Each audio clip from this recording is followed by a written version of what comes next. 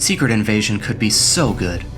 It won't be, but boy, it could be. It could be the MCU's comeback story, paying homage to one of Marvel Comics' greatest villains. But it won't. But how could I possibly know this so early on? Well, allow me to explain.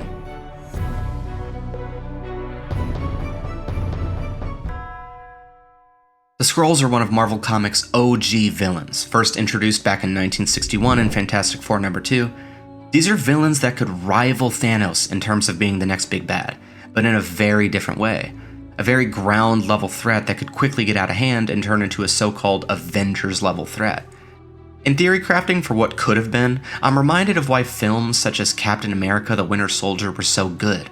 Very ground-level threats, relatable almost, with ground-level heroes that quickly spiral out of control into a potential world-shattering ordeal.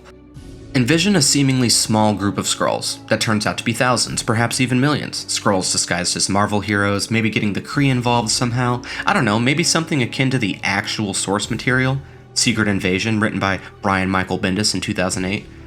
Alas, we are past the point of expecting Marvel to do anything meaningful with the wonderful source material that they're given. They basically already ruined the Kree with what they did in Captain Marvel and the likes of characters like Mar-Vell himself. But what can we expect with acclaimed writers such as Matt McCree, credited with projects such as Secret Invasion? Or Beto Dantes, credited with Secret Invasion? What about Halima Mirza, credited with Secret Invasion? Can't forget our director, Ali Salim, credited with directing a movie 18 years ago and a couple cancelled television shows. And our showrunner, Kyle Bradstreet, who's worked as a producer on these 4 things, including Secret Invasion. Catching my drift? But this sort of thing isn't new for Marvel, or at least anything that came after Avengers Endgame. Megan McDonnell, known for WandaVision and The Marvels.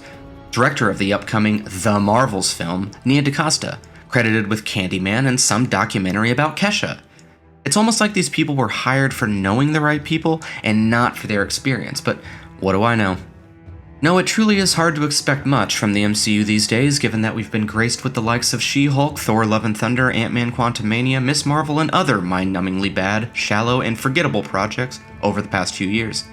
Guardians 3 was good, but James Gunn is off to DC, and he's taking his talent with him.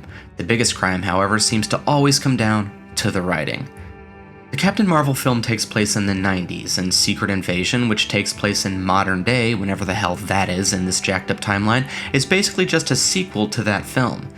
Captain Marvel ends with the revelation that the Skrulls just need a new home planet, and Nick Fury and Captain Marvel are off to find them one that they can call home. Fast forward 30 years, and what have the writers decided to do with this information? Nothing. The Skrulls are still on Earth, and Nick Fury has seemingly failed to find them a planet. It's not like we're shown dozens of potential worlds in the Guardians films or anything. Nope, the writers couldn't come up with anything better than Fury couldn't do it, so the Skrulls are still here. Maybe they found a home planet and got caught up in a war with the Kree. Maybe they found one and a few rogue Skrulls decided to stay in secret. Nope, Fury failed, and in 30 years practically nothing has changed for them. It's almost like the creators don't feel the need to try anymore. And the best explanation they can come up with for Nick Fury's indifference is, quote, "The blip changed you." Nick Fury, a man hardened by war and life as a spy, one of the hardest dudes in the MCU, period, and he's traumatized by the blip? I saw that post-credit scene and he seemed pretty pissed off while he was getting blipped, not traumatized. The writers don't even have a fundamental understanding of the characters that they are charged with writing. One of the coolest guys in the MCU, and he's been broken by disappearing for 5 years. Not to mention, the crazy Skrull conspiracy guy doesn't consider that Everett Ross might be a Skrull, when that's what he spends the majority of his time doing anyways. The fact is, the creators of this show don't know how to form a story, and the lack of cohesion fails to build proper tension, so inevitably, when Maria Hill gets killed, it's hard to care because you're so acutely aware that you're watching a TV show. Everything is so predictable. Obviously, Everett Ross was going to be a Skrull. Obviously, Nick Fury, who shot Hill, was going to be a Skrull. She lost sight of him, therefore Skrull. And Nick Fury, your typical aging male hero, old, useless, failed to find the Skrull a home, doesn't have the chops to be a spy anymore. It's overplayed, and it's just not Nick Fury. It's hard to tell if the writers and actors just don't care anymore, or lack of experience amongst the production staff is running its course. The MCU has seemingly become more about pushing that stereotypical Hollywood agenda rather than entertaining fans. Not so subtle identity politics and other forms of infusing their projects with the correct message is at the forefront of many of these projects. It's so common nowadays to hear companies like Disney and others defending these projects from the so-called toxic fans. But how often do they defend their fans from attacks by the access media?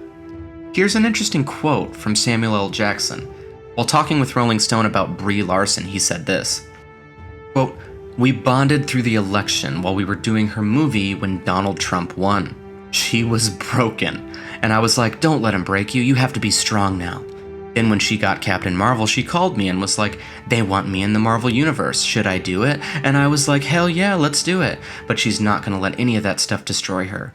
These incel dudes who hate strong women, or the fact that she's a feminist who has an opinion, she is who she is, and she's genuinely that," end quote. I suppose those incel dudes refers to the fans that made Marvel as popular as it is, the fans that are the reason he got to play Nick Fury at all, the fans whose passion drove the MCU to the forefront of pop culture. Maybe those incel dudes are just passionate fans who care about their favorite characters. Maybe they didn't like Captain Marvel for good reasons, and maybe it had nothing to do with the fact that Brie Larson is a woman. This quote may seem out of place, but make no mistake, this illustrates just how little Hollywood cares about the fans, how they mistake passion for toxicity. Stay vigilant, my fellow fans, for we deserve better. Well, that's the video, everybody. Please subscribe. I really like making these, and I'd love to keep making them, so please subscribe and like the video. If you stuck around this long, I thank you for watching. Have a great day.